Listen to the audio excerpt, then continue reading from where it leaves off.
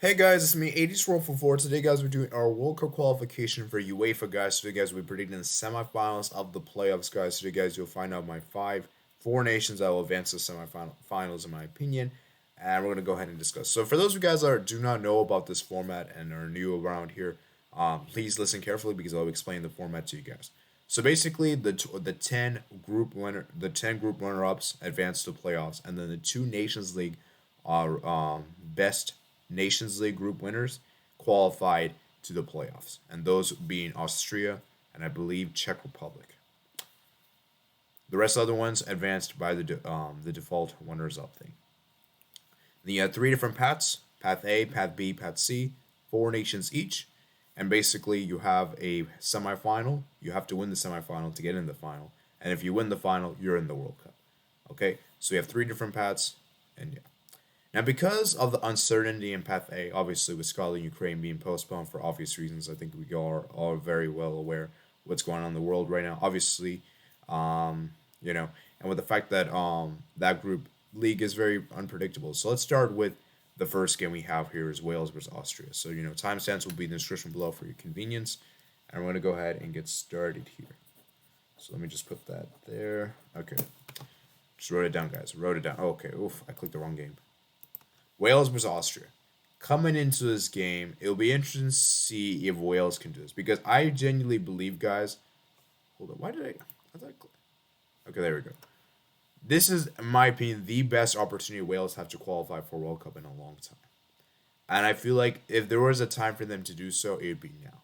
They're playing at home in front of their home fans, and I think that'll be a huge, huge advantage to have. As for Austria, they have a decent team. I do like this Austria team. Look at players like David Alaba comes to mind, Bomartir, Sabitzer, Arnautovic.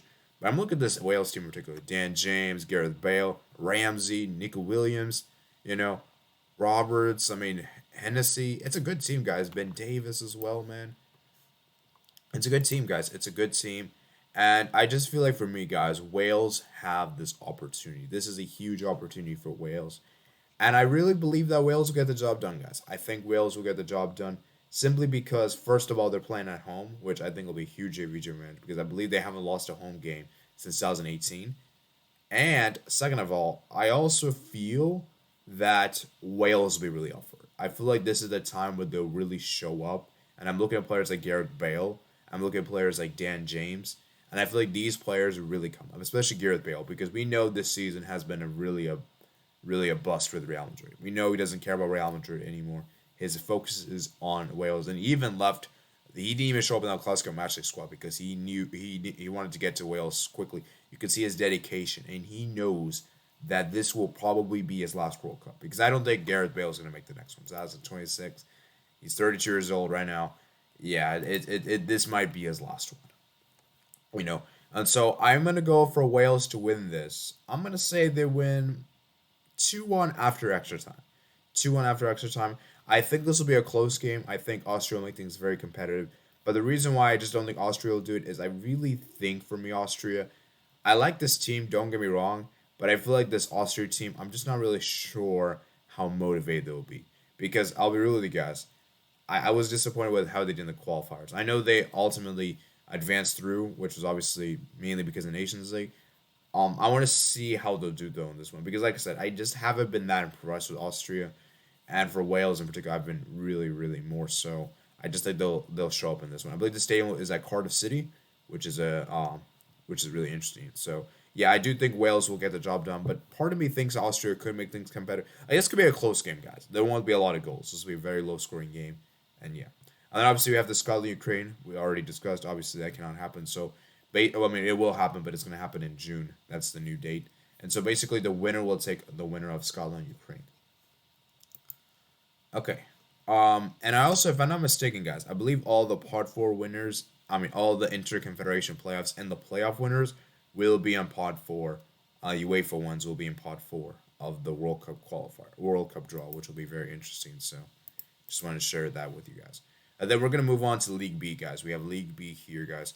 We have Sweden versus Czech Republic. Obviously, the winner will take on Poland, and Poland beats Russia by default because of the fact that Russia couldn't play. I'll be honest with you guys. Let me just give you guys my quick thoughts upon that game.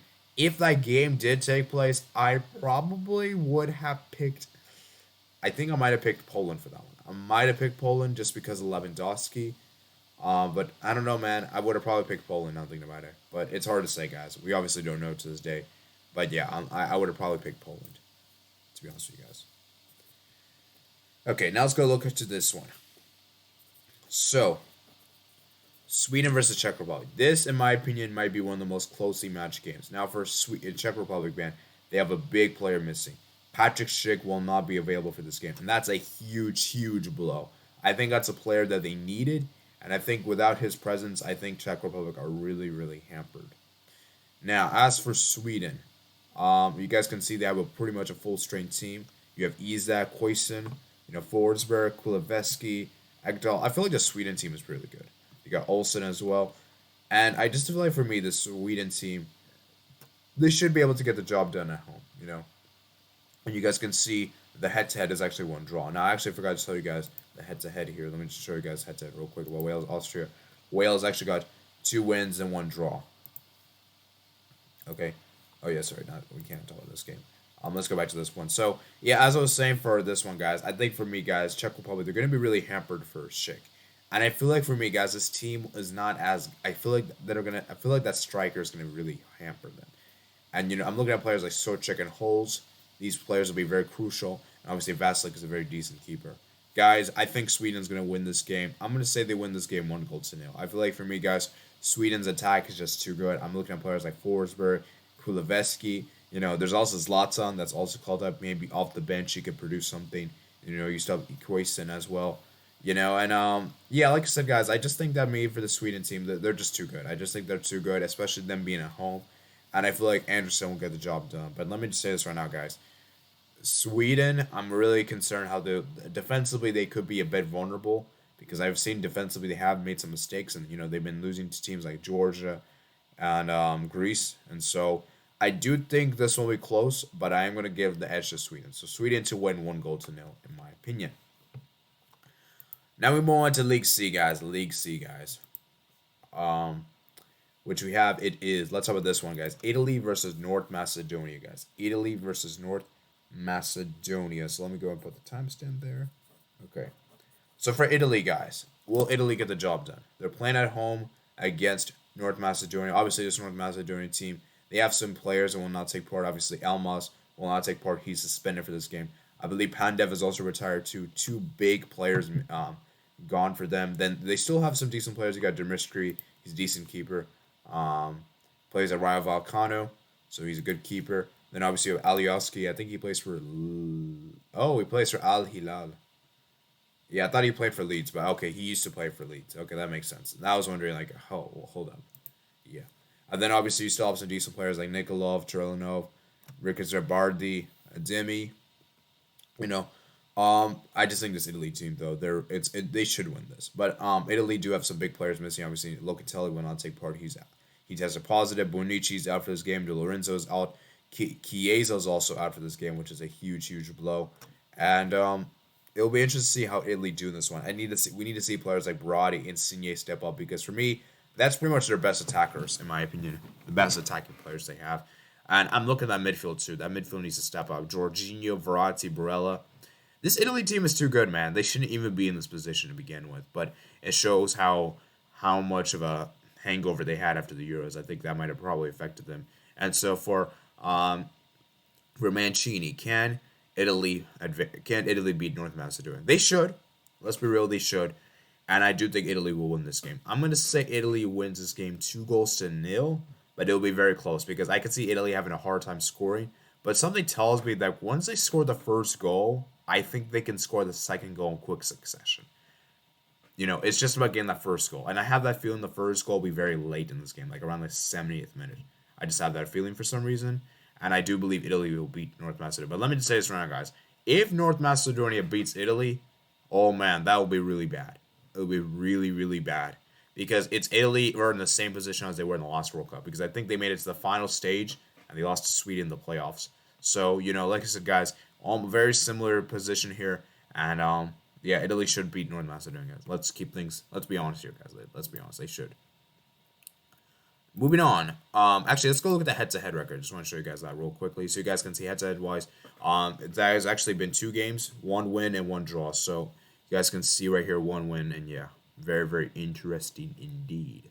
So yeah, let's go move on to the final game that we have here. Probably the most exciting one. Everyone's taught, probably the one that everyone's looking forward to the most, and that is Portugal versus Turkey. Now, I'll be really honest with you guys. Portugal, Fernando Santos. How do you have this insanely good team and you're still struggling to get to the World Cup directly? Now, Portugal do have a number of players missing to this game. Obviously, you got Pepe that's going to miss this game. Ruben Diaz is going to miss this game. I think Joao Cancelo is suspended. I think Renato Sanchez is also suspended as well. Huge player suspended. And I think for me, guys, that's a really big, that's a really bad, Then you obviously, I think Semedo is also injured. There's a lot of players missing for Portugal, man. It's hard to keep track of who's missing and who's not missing. As for Turkey, I think they have pretty much a full-strength team. And I'm looking at this Portugal team in particular. They got to play good football, man. Because the thing about Portugal is that they have a good team, but they're just too reliant on Ronaldo. And as good as Ronaldo is, obviously we know how proven he is. He's one of the best players in the world, obviously.